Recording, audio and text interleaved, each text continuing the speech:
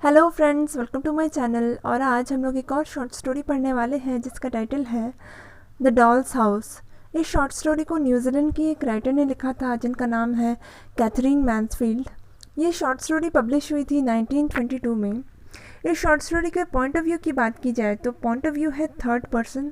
ये short story New Zealand के एक गांव में सेट है ड्यूरिंग अर्ली 1920s, जब न्यूजीलैंड जो था वो ब्रिटिश का एक कॉलोनी हुआ करता था। मतलब जो ब्रिटिशर्स थे वो लोग न्यूजीलैंड पे रूल किया करते थे, तब की ये स्टोरी है।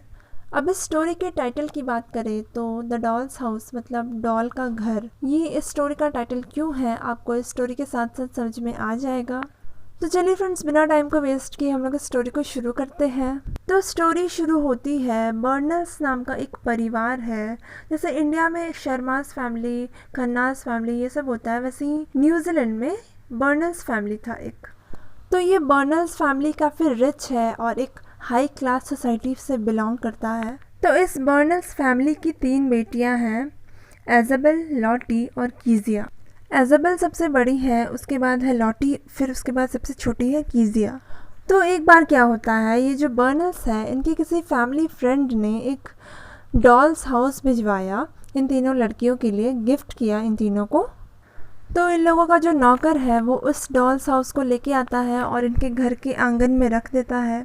वो डॉल्स हाउस बहुत बड़ा था, बहुत ही खूबसूरत था और ये तीनों लड़कियां देख के एकदम ज़्यादा खुश हो जाती हैं, बहुत ज़्यादा एक्साइटेड हो जाती हैं।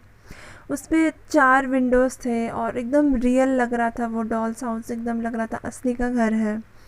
और उसके अंदर में बेडरूम था, डाइनिंग रूम था, किचन था, डाइनिंग टेबल था, बेड्स था। बेड्स के ऊपर जो बेडशीट्स थी वो सब एकदम रियल थी और जितने भी दीवार थे वो सब पे पेंटिंग्स लगी हुई थी और बहुत ही खूबसूरत था। और इन तीनों लड़कियों को वो डॉल्स हाउस बहुत पसंद आया। ये लोग सब एक एक चीज़ देख रही होती है उस डॉल्स हाउस की।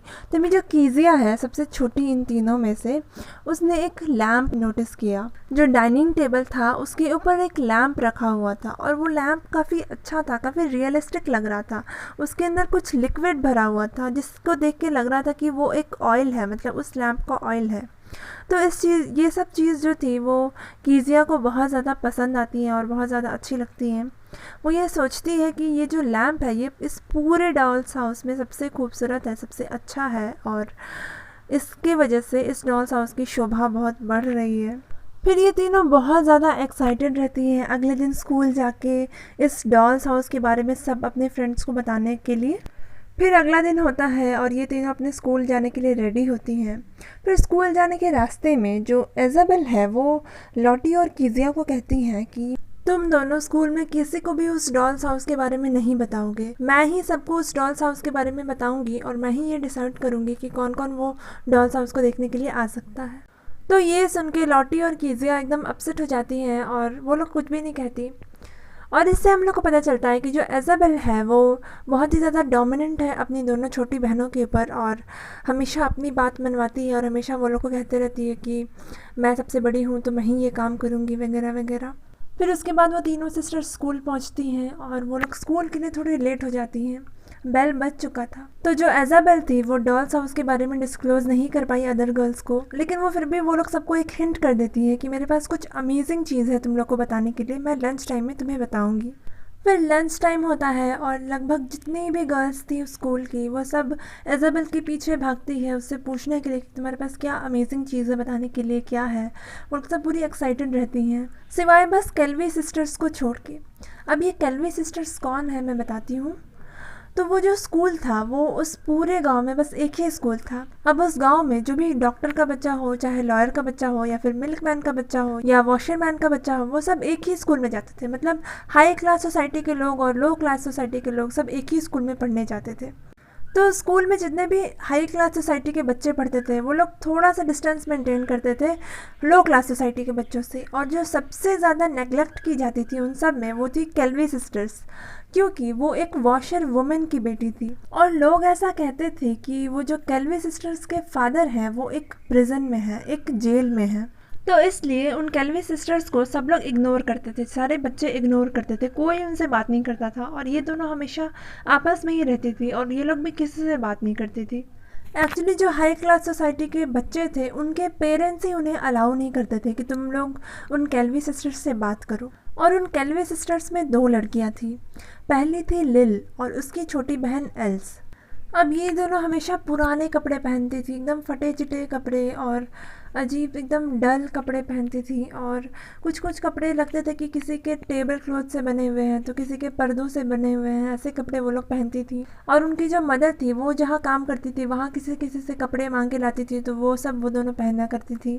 तो कहने का मतलब ये है कि लिल और एल्स पूरे स्कूल में सबसे गरीब लड़कियां थी और सबसे ज़्यादा पुअर लड़कियां वही थी, इसलिए उन्हें सब लोग नेगलेक्ट करते थे, कोई उनसे बात नहीं करता था।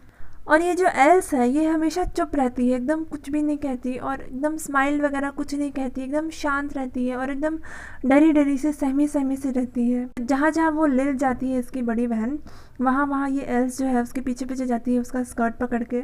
लेकिन भले ही लिल और एल्स में बातचीत कम होती थी लेकिन ये दोनों में अंडरस्टैंडिंग काफ़ी अच्छी थी। ये दोनों काफ़ी अच्छे तरीके से एक दूसरे को समझते थे। तो उस दिन क्या हुआ, उस लंच ब्रेक में सारी लड़कियां जो थी वो लोग सब वो अमेजिंग चीज़ जानने के लिए एजाबेल के पीछे भागती हैं। और जो कैल्वी सिस्टर्स हैं लिल और एल्स, ये दोनों अकेले चुपचाप एक कोने में बैठे रहती हैं, अपना लंच खाती हैं और ये लोग सब उन लड़कियों को देखती हैं, उनकी बातें सुनती हैं। फिर जो एजाबेल है वो बताती है उन लड़कियों को कि हमारे पास एक डॉल्स हाउस है जो कि हमें गिफ्ट में मिला है और वो बहुत ही खूबसूरत है, एकदम रियलिस्टिक है, ऐसा लगता है कि वो एकदम रियल का घर है, बहुत ही सुंदर, बहुत बड़ा है। और उसमें बेडरूम्स है, किचन है, ड्राइंग रूम है, तो डाइनिंग रूम है, डाइनिंग टेबल है वगैरह वगैरह सब उसकी खासियत बताती है कि उसके वॉल्स पे पेंटिंग लगी है, तो उसके बेड्स पे एकदम रियल बेडशीट बिछी हुई है। तो जितनी भी गर्ल्स थी उस स्कूल में वो बहुत ही ध्यान से सुन रही थी और बहुत ही ज़्यादा एक्साइटेड थी उस डॉल्स हाउस को देखने के लिए एजाबेल की बात सुनने के बाद। तभी कीजिया ये कहती है कि तुमने तो सबसे अमेजिंग चीज़ बताई ही नहीं, उस डॉल्स हाउस में एक लैम्प है जो कि सबसे खूबसूरत पार्ट है उस पूरे डॉल्स हाउस का। तो बाकी जो गर्ल्स थी वो लोग में से कोई भी कीजिया की बात पे ध्यान नहीं देते, वो लोग सब इज़ाबेल की बातें सुनते हैं और वो लोग सब बहुत ही ज़्यादा एक्साइटेड थे उस डॉल्स हाउस को देखने के लिए। और लिल और एल्स थोड़ा दूर बैठ के उन लोगों की बातें सुन रही थी। फिर इज़ाबेल उन सारी लड़कियों में से चुनती है सिर्फ 2 लड़की की आज कौन कौन लड़की हमारे घर उस डॉल्स हाउस को देखने आएंगी। फिर वो उनमें से 2 लड़कियों को चुनती है और वो लोग बहुत ज़्यादा खुश हो जाती है उस डॉल्स हाउस को देखने के लिए। कीजिया कुछ भी नहीं कहती, वो थोड़ी उदास रहती है और चुपचाप से रहती है और कुछ भी नहीं कहती। फिर अगला दिन होता है, जो कीजिया है वो अपनी मदर से पूछती है कि क्या मैं कैल्वी सिस्टर्स को भी अपने घर उस डॉल्स हाउस को देखने के लिए बुला सकती हूँ। तो उसकी मदर कहती है कि नहीं, तुम नहीं बुला सकती और मेरे ना कहने का रीज़न तुम अच्छे तरीके से जानती हो। एक्चुअली वो रीज़न बस यही रहता है कि वो लोग एक लो क्लास सोसाइटी से बिलोंग करते हैं, एक गरीब फैमिली से बिलोंग करते हैं और ये लोग रिच रहते हैं, हाई क्लास सोसाइटी के रहते हैं, इसलिए बस। तो फिर कीजिया कुछ नहीं कहती, वो चुपचाप उदास होकर वहाँ से चली जाती है। फिर ऐसे करके हर दिन 2-2 लड़कियाँ आती थी उनके घर उस डॉल्स हाउस को देखने के लिए। फिर बहुत दिन बीत जाता है और लगभग उस स्कूल की सारी लड़कियां उस डॉल्स हाउस को देख चुकी रहती हैं सिवाय कैल्वी सिस्टर्स के। और उस स्कूल में बहुत दिनों तक उस डॉल्स हाउस के बारे में चर्चा होती है, लड़कियां बात करती हैं। फिर उस डॉल्स हाउस के टॉपिक से बोर होके अब इन लड़कियों का टॉपिक चेंज हो जाता है। अब टॉपिक ये होता है शुरू कि जो कैल्वी सिस्टर्स हैं वो लोग भी बड़ी होके अपनी माँ की तरह एक वॉशर वुमेन ही बनेंगी। तो ये सब कह के जितनी भी लड़कियां होती थी वो लोग सब बहुत हंसती थी, बहुत मजाक उड़ाती थी कैल्वी सिस्टर्स का। और कैल्वी सिस्टर्स कुछ भी नहीं कहती, चुपचाप बैठ के एक कोने में उन लोगों की बातें सुनती हैं और सुन के बर्दाश्त कर लेती हैं, कुछ भी नहीं कहती। फिर उन सब लड़कियों में से एक लड़की कहती है कि मैं जाती हूँ कैल्वी सिस्टर्स के पास और मैं जाके उन्हें बोलूँगी कि तुम भी बड़ी होकर अपनी माँ की तरह ही एक वॉशर वुमेन बनोगी। तो वो लड़की आती है लिल के पास और उसे कहती है कि तुम भी बड़ी होकर अपनी माँ की तरह ही एक वॉशर वुमेन बनोगी। तो ये सुन के लिल कुछ भी रिप्लाई नहीं कहती, बस एक स्माइल देती है इनोसेंट सी। फिर वो लड़की को गुस्सा आ जाता है कि मैंने इसकी इंसल्ट करने की कोशिश की फिर भी इसे बुरा नहीं लगा। तो वो फिर बोलती है कि अच्छा हाँ, तुम्हारे पापा तो प्रिजन में है, तुम्हारे पापा तो जेल में हैं। और इतना कह के वो बहुत खुश हो जाती है कि मैंने उसे हर्ट कर दिया और वो वहाँ से भाग जाती है एकदम दौड़ते हुए और स्किपिंग करने लगती है पूरा ज़ोर ज़ोर से और बहुत खुश रहती है कि मैंने आज कैल्वी सिस्टर्स को हर्ट किया है, उन्हें इंसल्ट किया है। फिर लिल और एल्स बहुत ही अपसेट हो जाती हैं और लगभग रोने जैसा उनका चेहरा हो जाता है, लेकिन वो लोग कुछ भी नहीं कहती और चुपचाप अपना लंच करती हैं।